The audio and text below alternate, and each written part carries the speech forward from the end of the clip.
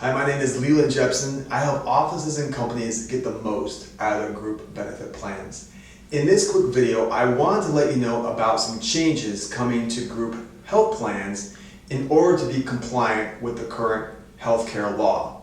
The first thing you need to know is that come January 1st of 2016, a new block of small businesses will be required to provide group health coverage. And this is contingent on size, the number of full-time employees, or the number of what is known as full-time employee equivalent.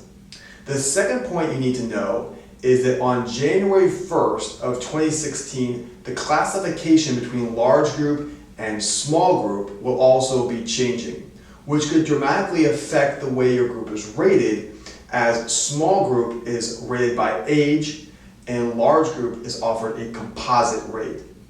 The third point I want to let you know is that Form 1095-C, which is proof of employer provided health coverage, may also be required on January 31st of 2016.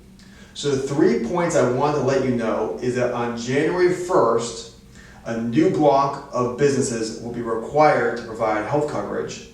Also on January 1st, the classification between large group and small group will be changing. And on January 31st, Form 1095-C, proof of employer provided health coverage, may also be required for your organization.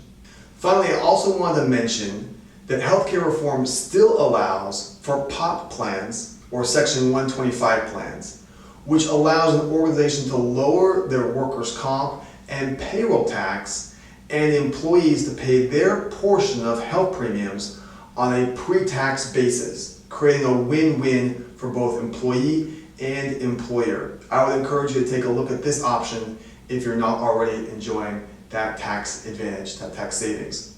To learn more about group benefit plans, check out some of the other videos below, or to schedule your own free brief consultation, click the link below the video. We look forward to serving you.